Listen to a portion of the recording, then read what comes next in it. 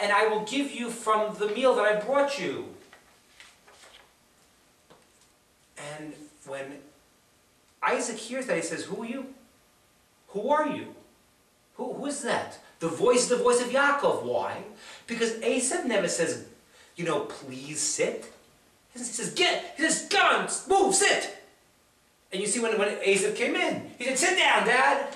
And Isaac says to the boy that comes in, how'd you make it so fast? He says, because God helped me that I was able to find the animal quickly. He says, that's not Esav.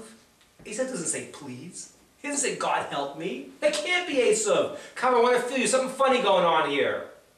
So Yitzchak already knows that Esav's not the kind of guy who says please and God help me.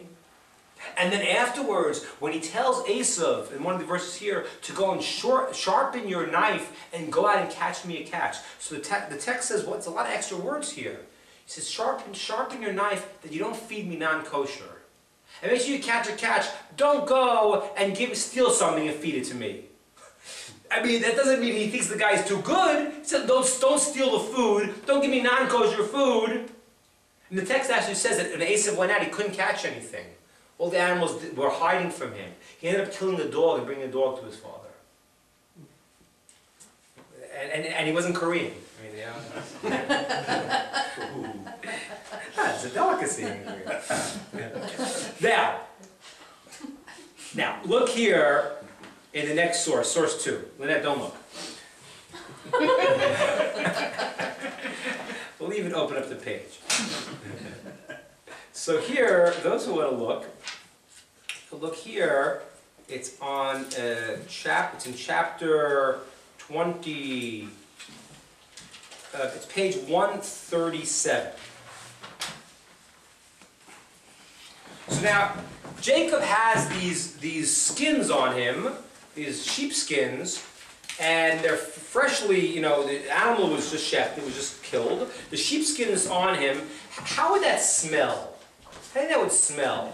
To smell sheepskins, freshly slaughtered sheepskin. Yeah, it smells not good. Not too good. Not too good, right? It shouldn't smell too good. Now, so the text says, so there's the whole back and forth. He says, who are you? That doesn't sound like you're Esav. You're saying please and God, and it doesn't sound right. Come here. He feels him. And then he says, oh, the hands are the hands of Esav, but the voice is the voice of Yaakov. He's talking so nicely. Okay? Then he says to him like this, in verse 25. And Yitzhak said, verse 25, serve me and let me eat of my son's game, right, what he caught, that my soul may bless you. So he served him and he ate. And he brought him wine and he drank. Okay? Yitzhak's still a little bit suspicious what's going on here. Come on in.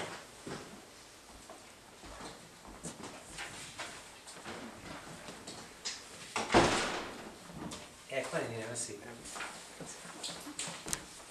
Good mornings, Malcolm. Did you take them all? What? Did you take them all? we'll share. Here. I have to tell the truth, it was long.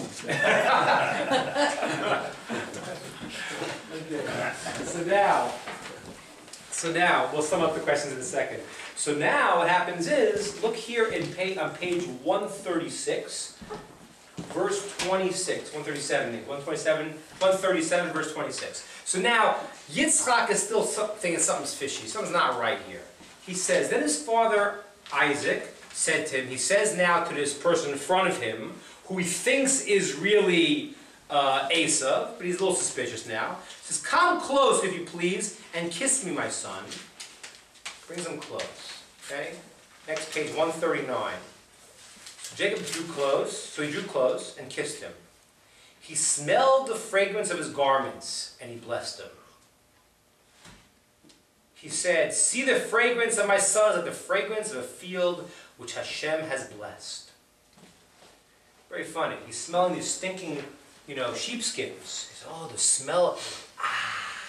It's like when Tyler and I, we weren't used to country living. We were in Israel, went to a kibbutz, and we got up there, and it stinks. It's this fertilizer all up, and we can't breathe. We're gagging. And as we were holding our noses, the guy who's renting us the place comes over and says, Ah, good country air. No, it's not. It's not good at all. But you get used to it, you know.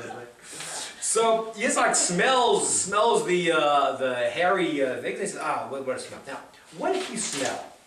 So different commentaries. It wasn't really obviously the smell of the sheepskin. So one commentary says somehow the fragrance of the Garden of Eden came in with Jacob, and he smelled that. He smelled something special. He sensed it. But I want to share with you a midrash that's an amazing midrash. The midrash says he smelled the smell of his clothes. Clothes in Hebrew is bigadav. Okay? But it could also be read, because the Torah is not written in vowels, it's written bogdav. Bogdav is different than bigadav. Bogdav means his traders. Okay? And the Torah tells the deeper meaning. So if you look in source 2 here, you can look at it or not, I'll just tell you what it says. But when I don't use source either. So what happens is as this person comes in front of him, he's going to bless. He's not sure who it is now. What's going on? Is it Esav or is it Jacob? What's going on? He smells traitors. That's the guy I want to bless. Scoundrels! You're my boy. What do you smell? What do you smell? He smells some of his clothes. The text says, he sent of his bogdav, i.e. traitors, like this person, Yosef Meshita. Yosef Meshita was a Jewish traitor, and when the Romans came in to Israel and they destroyed the temple, they were afraid to go in.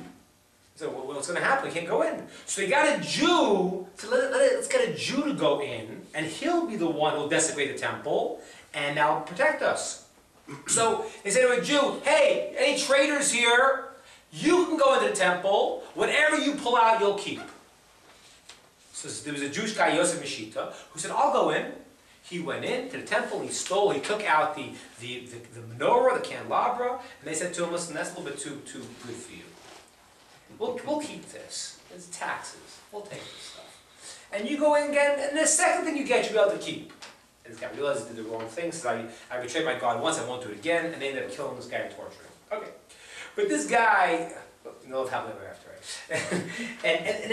But this guy was the person, or one of the people, that Isaac was smelling. He was ready to give the blessing to this person in front of him when he said, oh, traitors. So Isaac is not really fooled. On one hand, maybe he's fooled, but on the other hand, he's not really fooled because he knows that Esav never says please and thank you. He doesn't say God. He doesn't. He's gonna feed him non-kosher food, or he's gonna steal it. And then he smells traitors and gives the blessing. So I'm confused. That's why we have the question 1 here. Does Isaac know that Esav is bad or not? And if he should know, he's a prophet, and he seems to know. If he knows, why did he give him the blessing? That's question 1. Okay? So I'll write it down here on the board. And that'll be question 1. Why bless Esav? Okay, that's question 1. According to Isaac's rationale, Esav, why give a blessing to him? Okay. Now, I want to show you the text a second. If you look here, right after the blessing happens, on the same page, in 139, right after the blessing happens, so in verse 30, it says, and it was when Isaac had finished blessing Jacob, and Jacob had scarcely left from the presence of Isaac his father, that Esav his brother came back from his hunt. Okay? So as soon as Jacob leaves, comes in Esav. He too made delicacies and brought them to his father. He said to his father, let my father rise and eat. He didn't say please. Rise and eat of his son's game, that your soul will bless me. So Isaac his father said to him, who are you? He said, I'm your firstborn Esav. Then Isaac trembled. Verse 33. In a very great perplexity, he said, where is the one who hunted game and brought it to me? And I partook of all when you had not yet come, and I blessed him. Okay? Who was that guy before?